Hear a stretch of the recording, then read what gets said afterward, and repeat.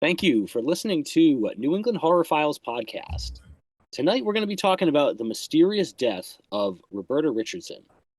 Roberta was beaten, stabbed, and strangled to death in her own home in 1975, and the killer was never caught.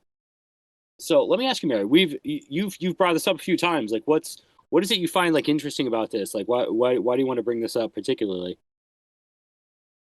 So I find this case fascinating because I've never heard of it until when we were talking about, I don't know, last year, whatever it was, about really diving into the unsolved homicides from like the 70s and 80s in the Connecticut River Valley. There are a couple smaller cases that are like generally considered outliers that you'll come across Yeah. when you're researching that.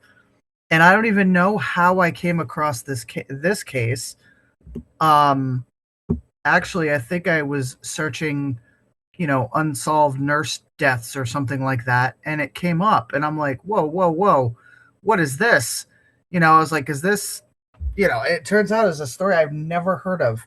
This case, and I'll tell you, the most interesting thing I find about this case is that, I mean, besides the obvious, the case itself, is that I have yet at the time that I last was researching this, and I'll be honest, it's been a few months, but at that time, I nobody has covered it, and considering the Connecticut, this is so close to where the Connecticut River Valley cold cases took place. I'm kind of shocked, and there's not, I don't want to say that I think they're exactly related. I don't know, but there are some. It's compelling and it's interesting that this case is a cold case from the area, and to my understanding, has not been solved. Yet it's just not talked about. It is never talked about. Um, I mean, ultimately, March 14th, 1975, we have Roberta Richardson. She's almost 50. She is a hardworking divorcee. She has four kids. All three are adults except for her 17-year-old son Keith. Keith had gone out. He comes home with his friend shortly before 11 p.m. and he notices a sign of struggle downstairs and immediately calls police. And they ultimately find his mother's body upstairs. So this is the house they live in. It's at 15 Elm Street in Brattleboro, Vermont. And Brattleboro, Vermont, if you don't know, it's almost like the most southeastern.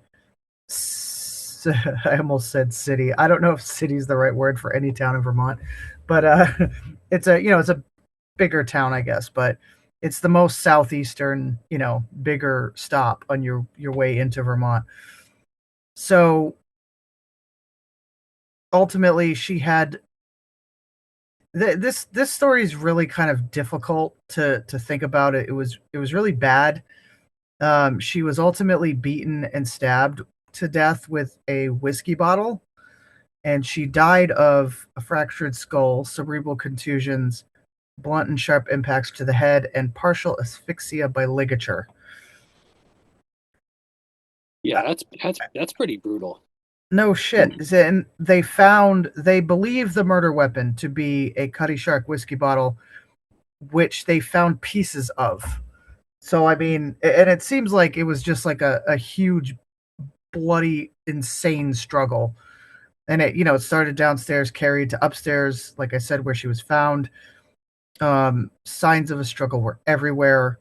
I guess there was even a hole in the wall on the staircase, like as if like someone had fallen in or she had fallen in as she was running away. Blood everywhere. I mean, an insane amount of blood.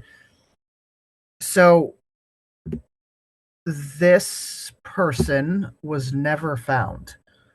This case has not been solved, like I said, to my knowledge, and they were on it. The police were really on it with, they made like a tip line specifically, and they were questioning everybody and going after everybody, and called, neighboring states and got help, and working full time on the case for weeks, and they could not solve it. They couldn't figure it out. Now, what I find, like I said, very interesting is this is 1975, and what, 3 years later we have Kathy Milliken, um, in 1978 in New London, New Hampshire, which is generally considered potentially the first victim in the Connecticut River Valley killings. Although there's a lot of discussion about whether or not all of them are connected. There's a lot of conjecture there, but it's still, no matter what, we have a bunch of unsolved homicides, of women in a very general area. Brattleboro, Vermont is probably, it's less than an hour from Claremont. I mean, if you hit the highway or even on Route 5, it's less than an hour. So it's not that far. It's as close to Claremont as where Kathy was found. Again, I'm not saying anything. I obviously don't have an opinion just because I wasn't there. I'm not a investigator. However, as I was researching and I found this case, I'm just like, what the why is this not talked about? Not only for that, but like just in general, this was a woman who she had children. She was very well known in her community. And here's the biggest kicker with this case that really makes me want to, like, makes me go, is that she was a nurse. And if you know anything about, again, I'm not trying to say they're connected, but like it's an interesting thing. Trying to put the pieces together. I'm trying to get all exactly, like I'm sitting here with my magnifying glass, like, what? She has a really, kind of a sad story, and Yeah, for sure. I didn't include a lot of it here, but I was able to do some research. There's a lot of publicly available information about her and her life before, and she had some tough times with husbands, and you know but here she is a nurse. She went to nursing school in 1971, and she kept private patients, and she worked at the Hinsdale, New Hampshire racetrack. People knew her. She was very, very well known in the town, and ends up dead. And I find it crazy. This is the craziest thing about like true crime and podcasting and documentaries, and people will cover so much, but like I can't even wrap my mind about why this case I've never heard of it. I've searched for it. I've searched YouTube, I've searched Spotify, I've searched podcasts, I've searched the internet. There's nobody talking about it. And why? I just find it interesting. And for the very sake that, this is somebody's mother. That's four kids' mothers, well, technically six, but and we went out to actually see her. We went to her grave a few months back, probably in April or May of last year, give or take. And she's buried in a beautiful cemetery in Townsend, Vermont. But her grave is her grave is not taken care of as far as I can tell. And she's buried next to, it's just her and her next to her daughter. She had two young daughters who predeceased her tragically in 1950. They drowned in the river in Brattleboro, and when she was at work, and they were in someone else's care. I think I forget their ages, but they were younger, maybe 4 and 6 or something to that effect. So I mean, she's had such a tough story, and then ends up beaten to death with a whiskey bottle, allegedly. So I don't know. I just thought we would talk about it a little bit and just kind of breathe some life into her case, so to speak, and maybe share it a little bit. It's really kind of difficult to talk about just because it was so brutal the way she died, but I don't know. I think she needs to be remembered, Seriously. Yeah, no, it's just, and they interviewed so many people and nobody seemed to know anything. Mm-hmm. Yeah, they were looking for, someone with, they must have been cut up and bloody, obviously. You're not going to get out of that struggle unscathed, so, but they didn't find anyone. And apparently I believe, let me scroll down here. I believe that they have DNA. I'm looking back here because we've got in 2000 the police covered this and the newspaper covered it and they reopened the case. And we have Police Chief Guthrie remarked, "You can't erase it from your head. It really bothered me and still bothers me to this day. We really don't get over everything we see." On the death of a woman he had known since he was a kid, 25 years later, Detective Sergeant Joe Pineau said that help is still needed. His hopes were high that by reinvestigating the case, it would trigger someone's memory and bring forth a witness reluctant to speak up earlier, or even at long last the murderer. "There is somebody out there who knows a lot more about this," he said. "Think of the guilt. If nothing else, it seems like it should be eating away at a person."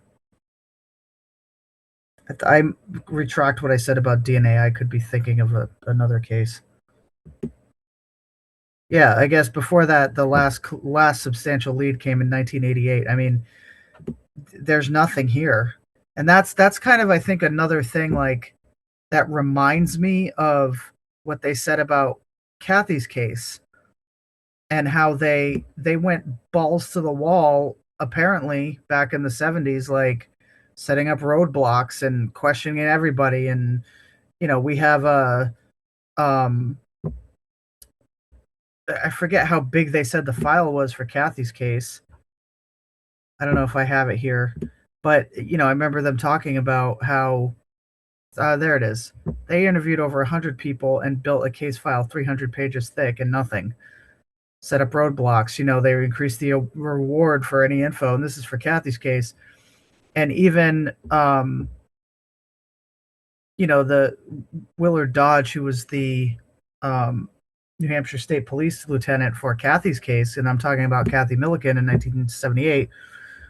He said that in most cases we have someone in mind, but we just don't have enough to pin it on him. With this, there is nothing. And it kind of reminds me of that with Roberta's case, because they did all this work, but they have nothing. You know what I mean? Yeah. No, I get it.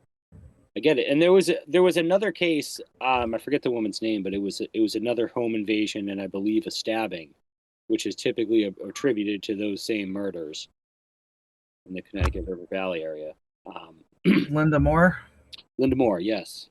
Yeah, she was a home invasion. Yeah, that's the thing when a lot of people say that they're just not related because the MO's different. Like, a lot of them were not in their home. Many of them were in their car or hitchhiking, but Linda Moore was in her home. And, Kathy also was a little bit different. But I personally have a kind of thought that this person doesn't have the same MO every time, like exactly the same thing. I almost feel like, again, I don't want to super get into I have a lot of deep thoughts about these cases, but it's tough for me to really. I don't really want to have a crazy opinion because, one, I wasn't there. Two, there's so much. I'm sure there's tons of information that I just do not have, as a person reading these things on the internet, right?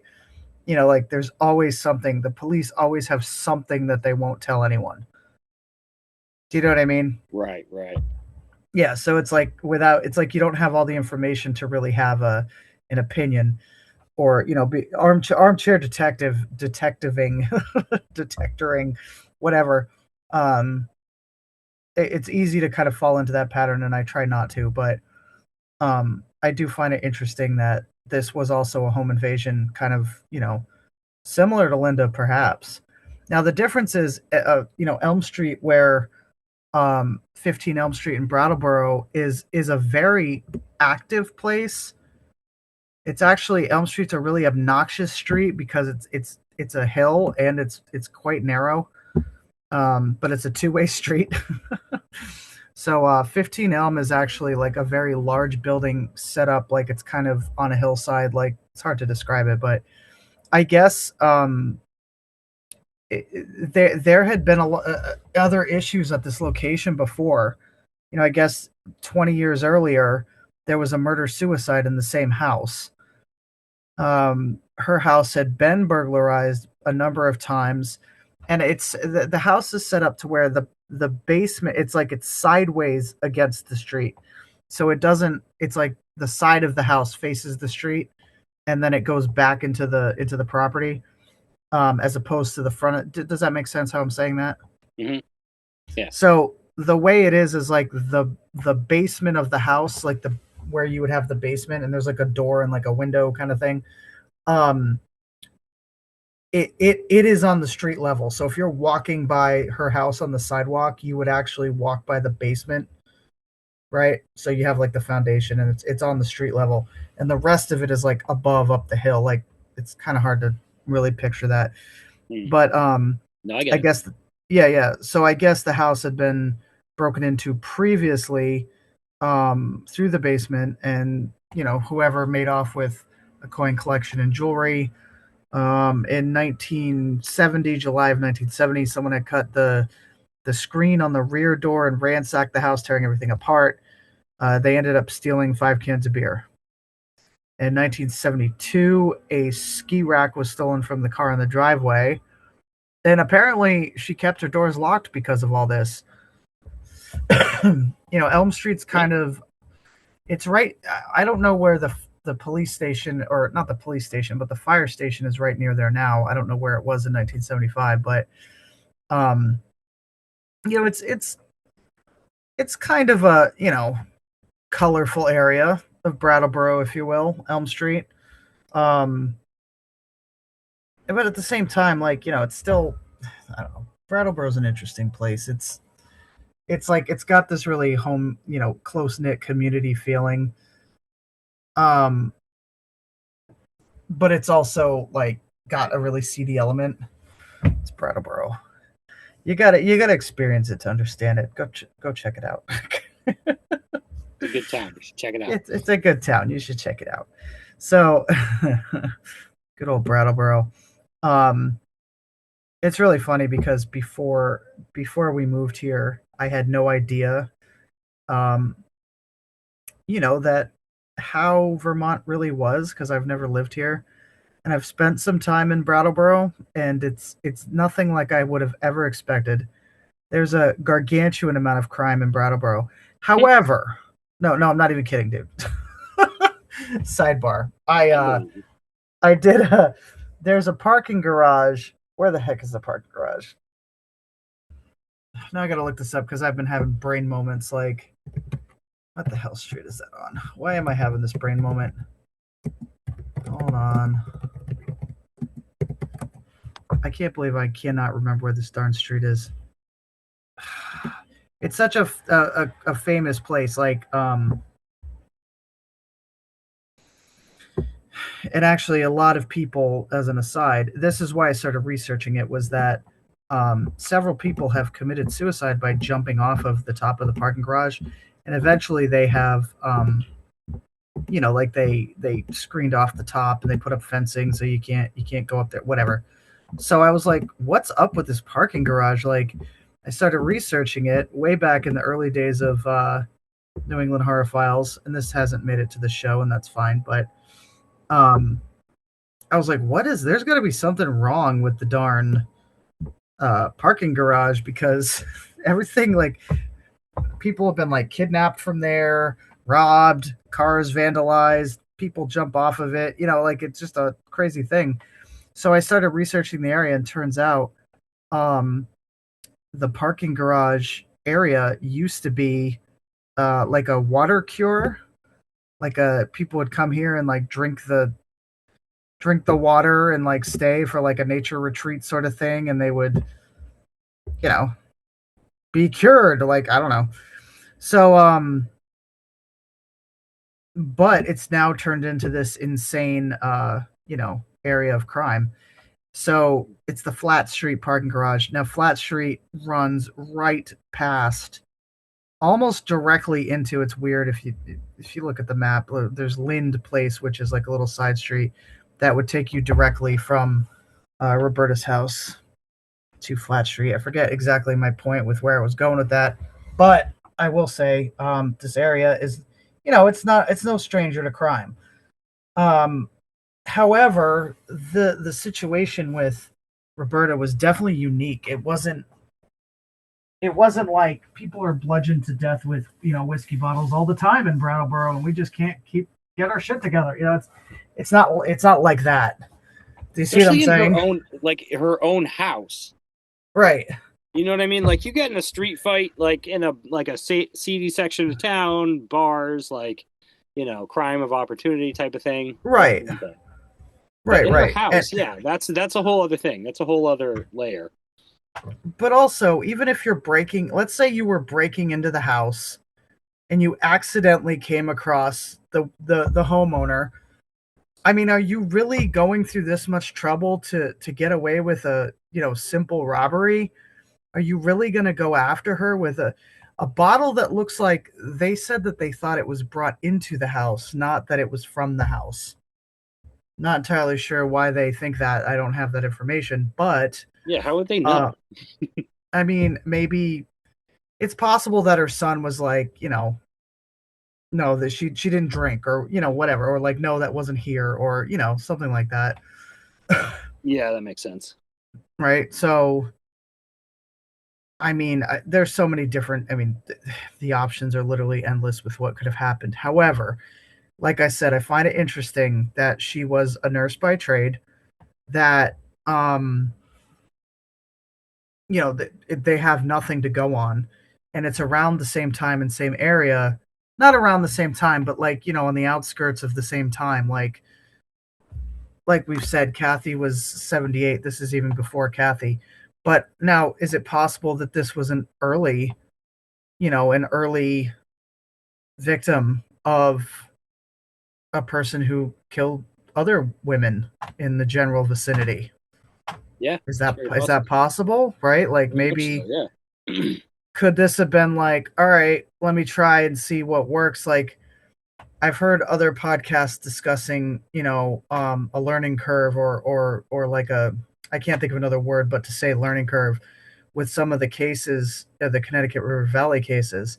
So I wonder, is this just like the first time? Yeah, like or it could be completely unrelated. I'm not suggesting anyway. I'm just asking questions. But could have this been the first time? Like, is this a person who was familiar with her or was watching her?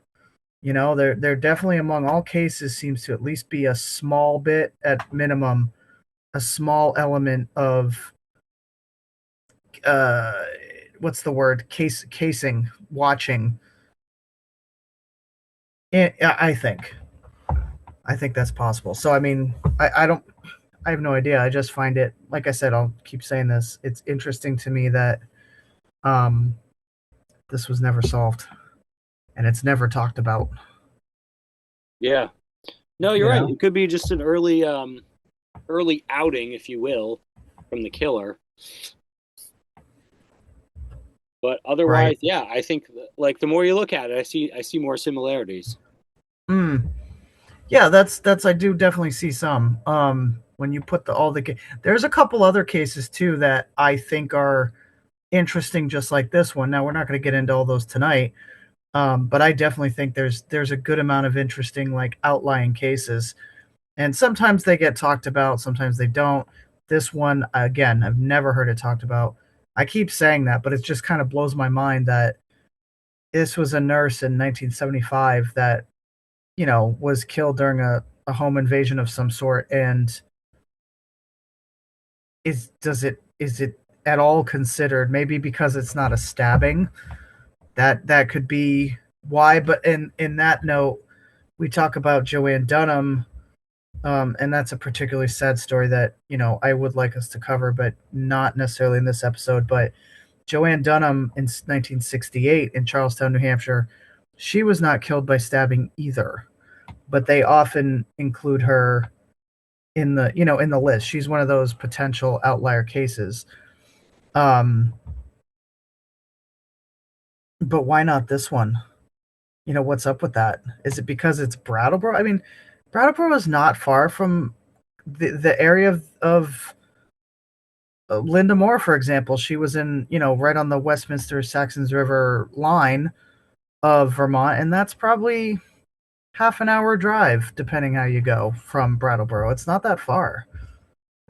Just like Saxons River, Westminster is half an hour from Claremont, depending how you drive. So like, I'm not sure. It's just interesting, I guess. Yeah. It's also, honestly, like I said, we've been to Roberta's grave, and it's also kind of sad. And I'm not saying she doesn't have family that takes care of it, and family in the area, whatever. Because I imagine that she does, and but it was kind of sad to go there, and it's a gorgeous cemetery. Like Vermont cemeteries are, they have the best views. It's the weirdest thing, but every time I go to one of these Vermont cemeteries with this great view, I'm like, well, it's at least you have this great view for the rest of your life. Um, but she's there with her daughters and just right there next to them, and it's all so damn tragic, and it's all so sad. Her 17-year-old son, I don't know that he found her body, but I think he backed out before. Like, I don't think he went in the house. Like, I think that he got to the house with his friend. I think they saw a movie or something. So the kid goes out, he comes home with his friend, sees everything all in disarray, and everything's all screwed up. And, I think they ran back out and called the police, and then the police showed up and they found her upstairs. So I don't think that the kid saw her dead body, but at the same time, you know, I have a teenage son this age. Like, that's an absolute fucking tragedy, right? Like, I, I can't even imagine what that was like for him.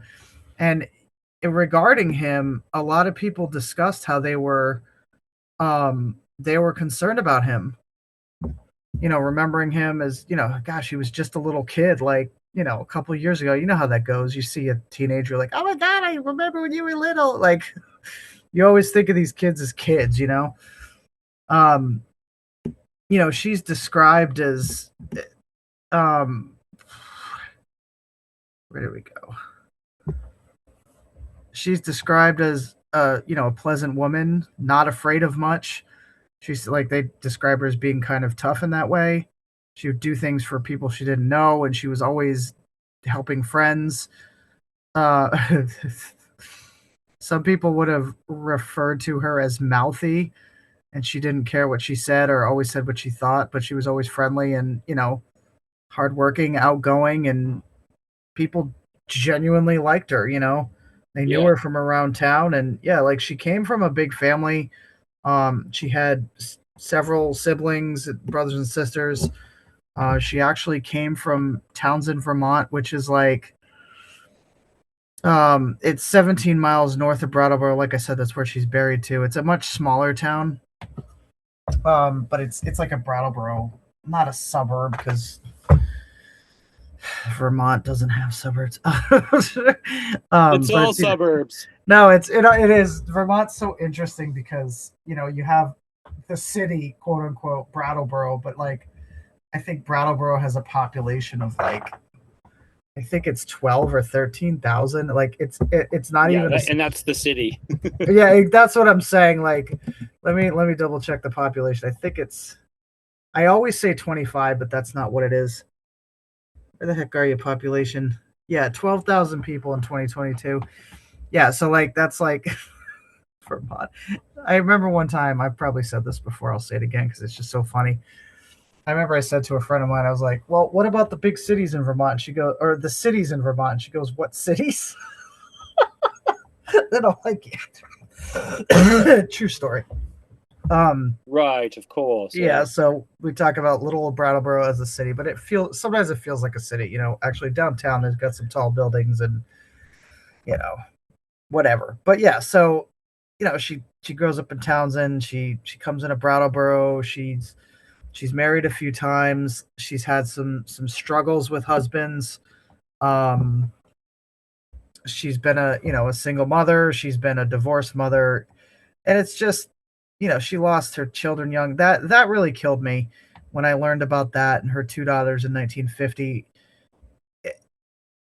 That's terrible. But when I went to her grave and I see that she's she's kind of like the grave is set up in such a way like it's right next to it's almost like nestled, and it's kind of touching, like, like almost like she's reunited in death with her young daughters. Like, Yeah. I don't know, it's freaking sad, man. Like, these cases are always so freaking sad, and like when you look at like the humanity and like this is a this is a mother, this is a mom, and her fucking kid like came home to blood all over the house, like that's just, I don't know, it's just sad.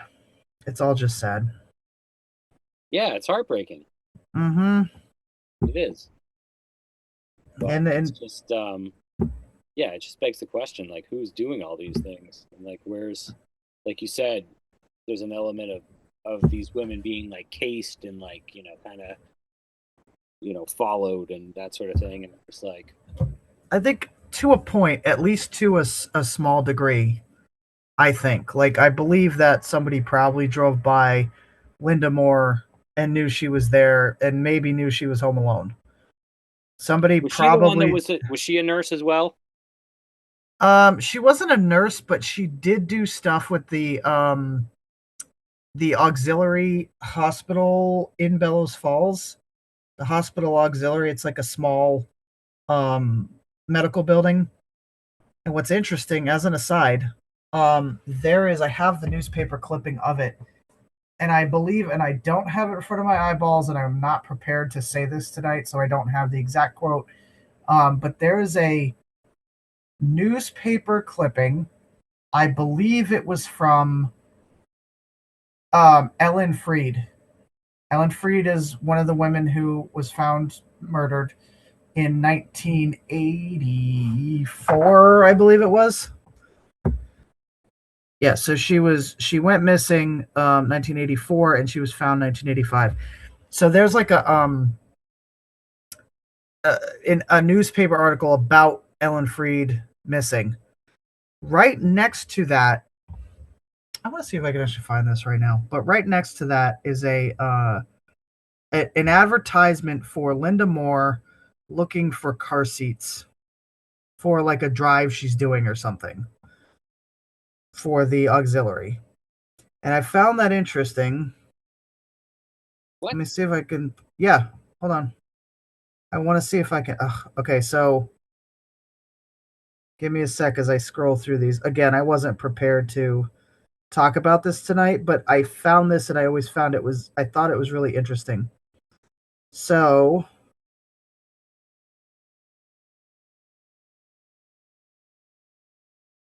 just bear with me. I got to scroll through. I've got these. Nope, that's not it. Oh, where is it? There is a book that exists with all of the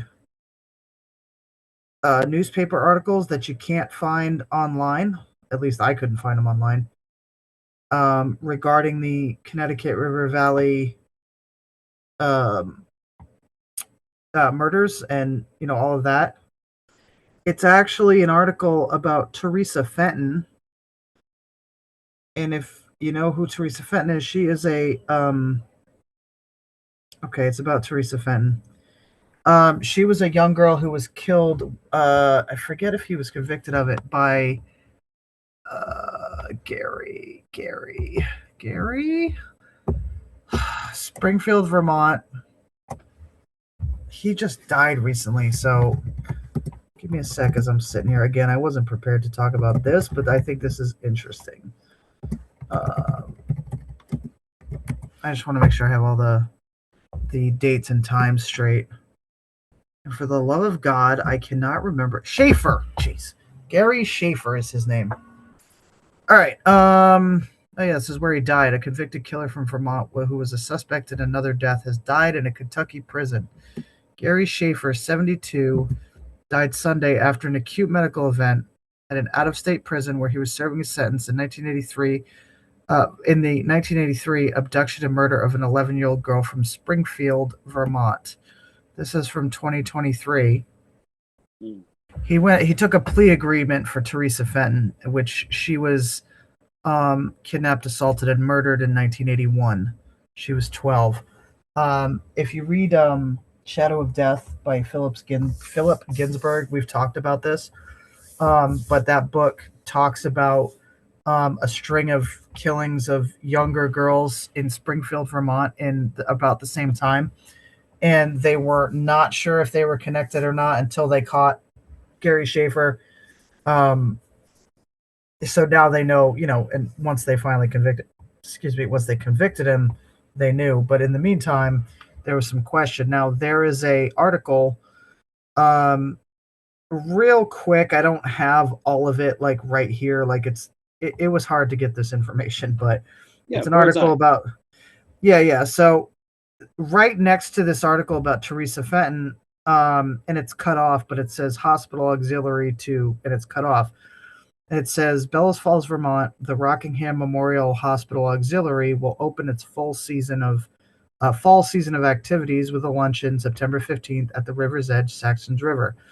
Linda Moore will explain a new auxiliary service that rents car seats for infants as a safety precaution. Under the program, mothers of newborn babies are instructed in the use of the seats. Now, it's only part of the article, that like it's so this book with all of these articles in it is, they were photocopied and then put into the book, so you can go and look at it. But the photocopy was not, it was only copying part of the other article. So this hospital auxiliary is like a smaller one off to the side. You know how papers do, right? um and as I was flipping through, I'm like, that's interesting.